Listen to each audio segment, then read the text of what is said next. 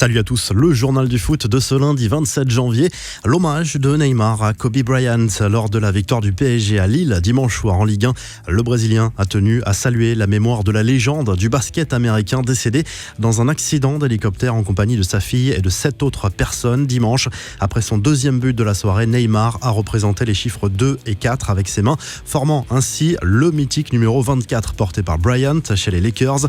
L'ancien joueur du Barça l'avait rencontré en 2013 à l'issue d'un match de Coupe des Confédérations entre le Brésil et l'Italie, et l'ancien basketteur grand fan de foot avait rendu visite aux joueurs parisiens en 2017.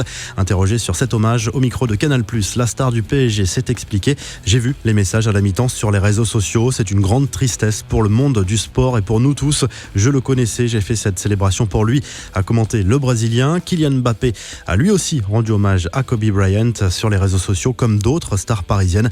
L'actu du mercato qui entame sa dernière ligne droite selon les informations de RMC Sport. L'Atlético Madrid a repris les discussions avec le PSG pour un transfert de l'attaquant uruguayen Edinson Cavani cet hiver.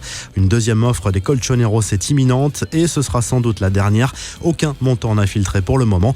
Et selon le Mundo Deportivo, Hatem Ben Arfa est tout proche de retrouver un club. Le meneur de jeu devrait s'engager en faveur de Valladolid. Ben Arfa est sans club depuis son départ de Rennes l'été dernier.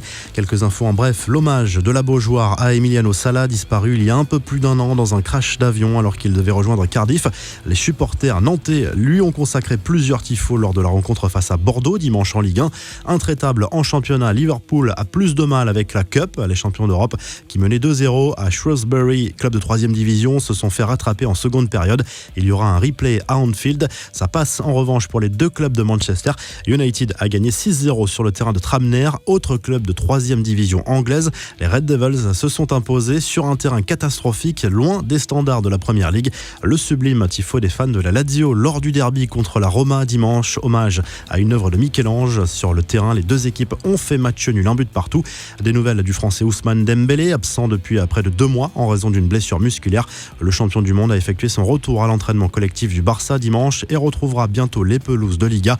En rugby, on appellerait ça un plaquage en règle. Marco Verratti a fait une grossière faute sur Jonathan Bamba, le Lillois, lors de la victoire du PSG contre le LOSC, et cela a beaucoup fait réagir sur les réseaux sociaux. Enfin, cette histoire insolite racontée par le Parisien qui va faire sourire les parieurs. Cette femme qui a remporté près de 600 000 € au loto-foot grâce à un sans faute sur 14 matchs des championnats français, italiens et anglais.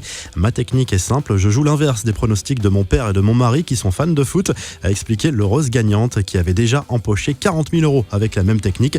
La revue de presse direction l'Italie où le Corriere dello Sport partage sa une entre un hommage à Kobe Bryant et la joie du Napoli, vainqueur du choc contre la Juve dimanche soir. Victoire de buts à 1 des joueurs de Gennaro Gattuso.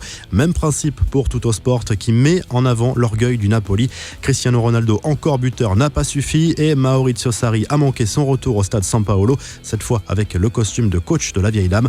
En France comme en Espagne, les journaux sportifs rendent hommage à Kobe Bryant, légende de la NBA décédé tragiquement à l'âge de 41 ans. L'équipe AS et le Mundo Deportivo consacrent notamment leur une à l'ancien joueur des Lakers.